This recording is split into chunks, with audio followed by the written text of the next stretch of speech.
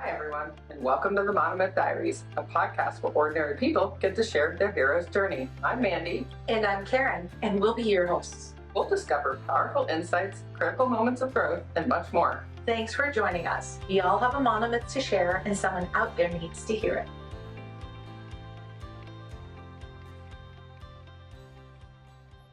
Welcome back to the Monomyth Diaries, where it's a take what you like and leave the rest podcast. Today we're going to be talking about reflections and why reflections are important. We recently had two guests whose monomyth sent us down this path of self-reflection. What they shared with me really gave me pause and really triggered for me to connect the dots on a daily basis of what is most important. I realized I was getting consumed by the worries of this world, of the daily grind, of just life in general. And their stories really had a grounding effect on me. We're talking today about Nikki's monomyth and Sarah's monomyth. And I think for me, when I think about those two, when I reflect, I think about the personal application of their stories, the personal and practical, actually. Absolutely. Yeah, of how I can apply the things that I've learned into my daily life, same as you.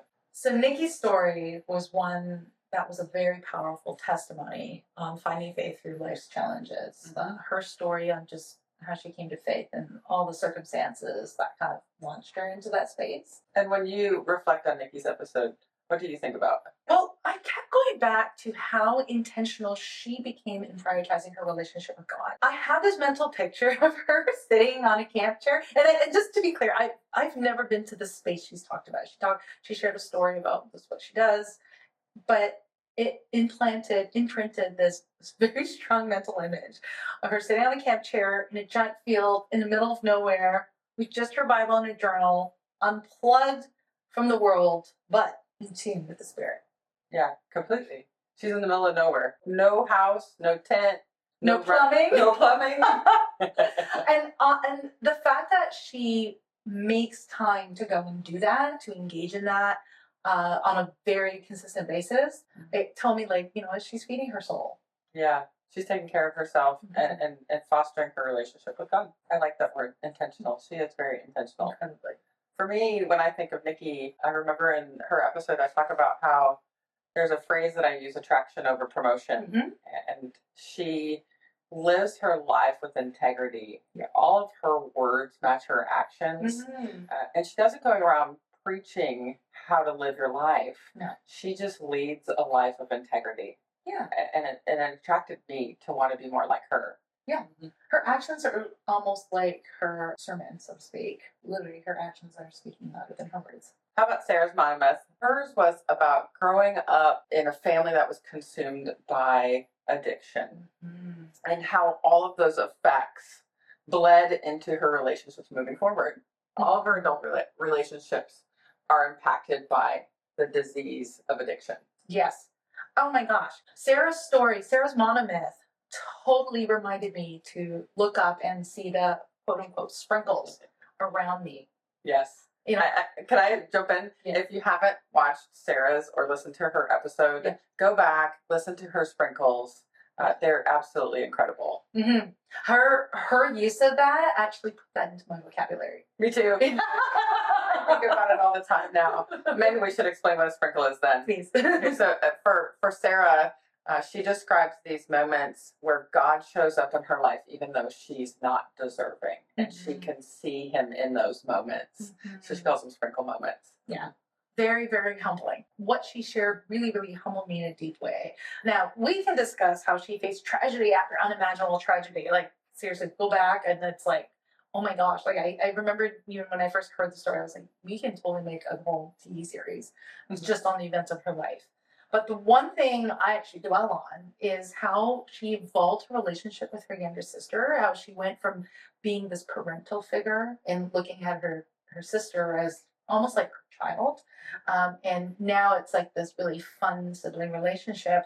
And they did that through co-hosting a podcast about books.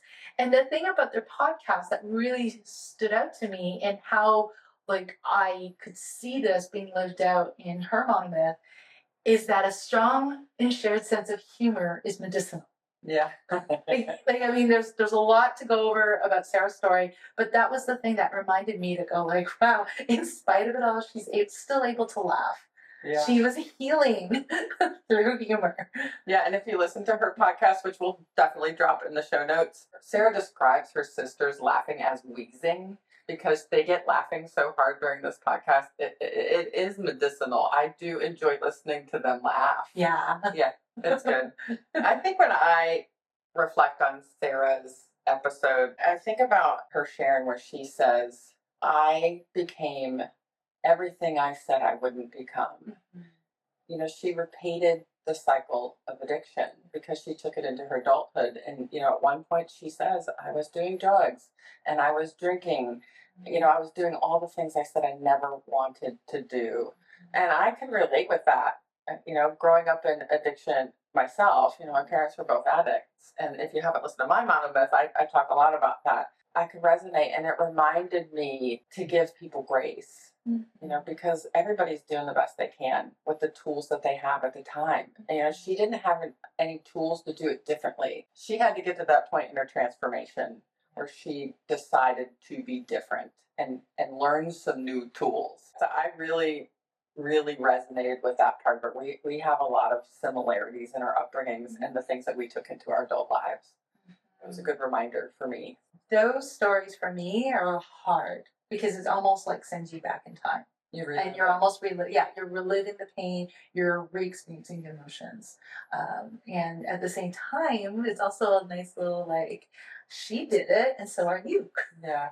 So it's a nice reminder too. Transformation is possible. What I find so interesting, and we don't talk about this in their respective episodes, is that these two women who came from two different states, right? Two different worlds, two different family foundations. Mm-hmm. They actually now move in the same social circles and part of the same communities. Mm-hmm. Isn't that wild? How life is? It is wild that they ended up leading in the same organization called F4, which I know we've talked about before. And again, we'll drop that in the show notes if you want more information about it. Mm-hmm. But yeah, two completely different women who now have come together to build this F4 community, right? And they're, you know, supporting other women and giving back. It's just beautiful to watch what these two, you know, amazing women are doing together. Yeah, and it's so incredible to see how like those spirits can find each other. It doesn't matter how you started. It's always about how you're going to finish and how you're getting there. So we have a call to action for you, our listeners, for our audience. We would love for you to share with us your personal reflections on Sarah and Nikki and how they have resonated in your day-to-day lives. Yeah, and if you write in, we would absolutely love to share that reflection on a future episode. Thank you for joining us on the Monomyth Diaries. If this episode resonates with you or someone you know, we'd love for you to share it and spread the inspiration. Don't forget to follow us wherever you get your podcasts or on YouTube to stay connected. We'd appreciate it if you could take a moment and rate and review the podcast. It helps us reach more people with stories of transformation and growth.